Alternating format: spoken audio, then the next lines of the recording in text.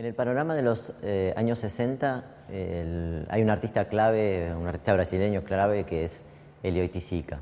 Elio Oiticica es un creador que viene ya trabajando desde una propuesta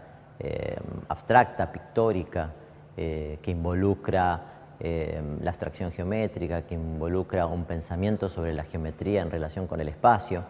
que tras años investigando los desarrollos formales en el plano pictórico se vuelca hacia el espacio con una serie de laberintos y que a medida que va pasando la década del 60 se va involucrando cada vez más con el entorno social. Él era un gran amante de las escolas do samba, de los carnavales, de la cultura popular que se desarrollaba en los ámbitos de las favelas, y así es como se va involucrando con las personas que vivían en estos lugares y que de alguna manera mantenían viva esa herencia, digamos, que a través tanto del carnaval o de las fiestas populares se seguía desarrollando en Brasil, incluso a pesar de los gobiernos militares. En el descubrimiento de las formas de vida de estas personas y en sus formas de entretenerse y de vincularse socialmente es que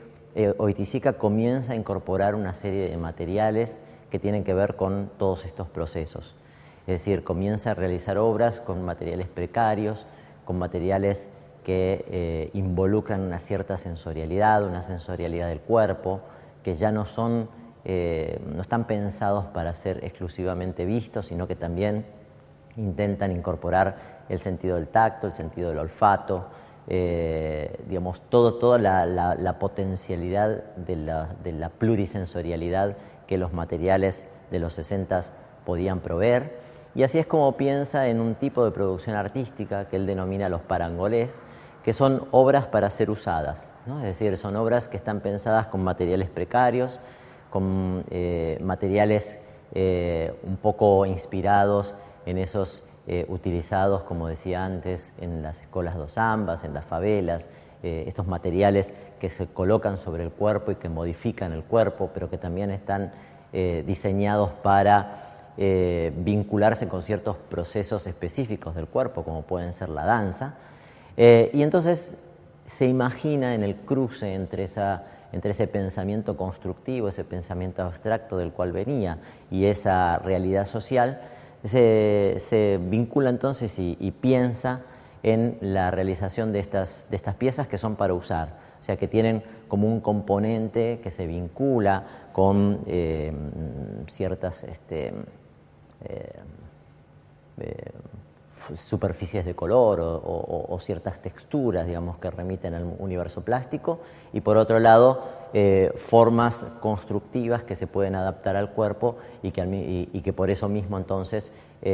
al ser usables involucran toda una corporeidad que de alguna manera está plasmada asimismo en los objetos. Entonces los parangolés son básicamente una suerte de cruce entre problemas plásticos y problemas sociales que hacen que la obra de Elio Oiticica se desvincule, podríamos decir, de esas instituciones artísticas por las cuales venía circulando y empiece a progresar cada vez más hacia el ámbito de la performance, el ámbito de la acción, ámbitos en los cuales, digamos, no participan espectadores especializados o espectadores educados, digamos, en la producción artística, sino gente del mundo, gente de la vida cotidiana que se involucra ahora en un proceso estético que podría alcanzar en su sentido más utópico a la realidad en su conjunto y sobre todo a la realidad cotidiana. Dalila Pusovio es otra de las artistas que ve en el mundo de la moda y el diseño una posibilidad de escapar a las restricciones del mundo del arte, del universo artístico. Ella trabajaba en este universo, es decir, ella era una artista del Ditela, ¿no?, hacia mediados de la década del 60, pero, digamos, muy lentamente va encontrando que este mundo, digamos, que le ofrece la institución es un mundo que no termina de convencerla y que le parece, digamos, demasiado cerrado para el tipo de producción que ella está realizando. En el año 1967 participa del Premio Internacional Ditela con esta obra que se llama Dalila Doble Plataforma, realizando, diseñando una serie de zapatos que ubica, que presenta de esta manera, como a la manera de una vidriera y como si estuvieran siendo exhibidos en una zapatería. En este año 67, una de las tendencias artísticas más relevantes era el minimalismo. El minimalismo se basa en la producción de un módulo y su repetición, y es así como entonces Dalila presenta sus zapatos, ¿no? Son unos módulos que se van repitiendo, aunque tienen variaciones de color.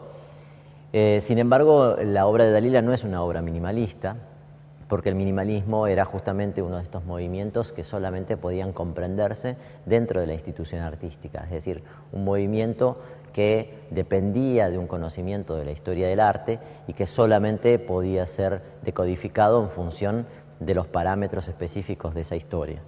Dalila piensa una obra que por un lado remite a ese universo minimalista, pero que por otro lado trata de romper con las barreras de la institución a partir de la producción de un objeto que no solamente puede ser exhibido como una obra artística, sino que también puede ser usado como un objeto de la vida cotidiana. Cuando ella presenta esta obra en el Instituto de Itela, uno podía ver el zapato exhibido como obra artística dentro del instituto y al mismo tiempo, si se salía a la calle y se caminaba por la calle Florida, que era donde estaba el Instituto de Itela, en las vidrieras de las zapaterías Grimoldi se podían ver estos mismos zapatos en exhibición y a la venta al público. Es decir, que uno podía comprar en el Instituto de Itela un zapato como una obra de arte, pero también lo podía comprar en la zapatería como un objeto de uso cotidiano y confrontar los dos tipos de valor, el valor artístico, el valor social de la vida cotidiana. Esta sala 4 también presenta algunas obras que hacen referencia a ciertos procesos de transición en este pasaje de la producción artística de los 60 hacia esa influencia masiva del pop y los nuevos realismos. La obra de Valdemar Cordeiro es una de ellas y es una de las más importantes.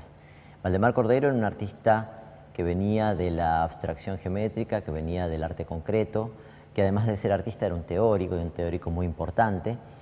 y que luego de producir toda su obra dentro de esa producción concreta, descubre de pronto el arte pop. Él era un artista de izquierda, un artista muy comprometido con el pensamiento socialista, pero de pronto ve que el arte pop, que a pesar de ser un arte vinculado a la sociedad capitalista, ¿no? Un arte de alguna manera del tipo de arte que a él particularmente no debería interesarle, él descubre que el pop le parece un arte con un gran potencial para el análisis de la sociedad. Y en esa especie de dilema entre un arte concreto que él pensaba desde el punto de vista socialista, que podía vincularse a la sociedad en su conjunto, porque era un arte que de alguna manera trataba de problemas concretos en un mundo concreto, y ese otro arte pop que estaba hablando de la sociedad, pero desde el lugar de la cultura de masas, de la industria cultural. En ese dilema entonces es que Valdemar Cordeiro piensa en la posibilidad de producir una suerte de híbrido, que él denomina el pop creto, ¿no? Es decir, es una mezcla entre el pop y el arte concreto. Y así es como produce esta obra que se llama Pop Creto para un pop crítico, y que se plantea entonces como ese lugar de transición donde el mundo del arte concreto y el mundo del arte pop se encuentran, pero desde un punto de vista crítico, ¿no? Es decir, pensar desde la contemporaneidad, desde los años 60, cómo esa confluencia entre dos formas de pensamiento para la producción artística, que hablan de las sociedades de dos lugares diferentes, podrían llegar a funcionar en una suerte de híbrido que fuera no solamente una proposición visual como obra artística, sino también una proposición como punto de inflexión y punto de reflexión para entender la sociedad contemporánea.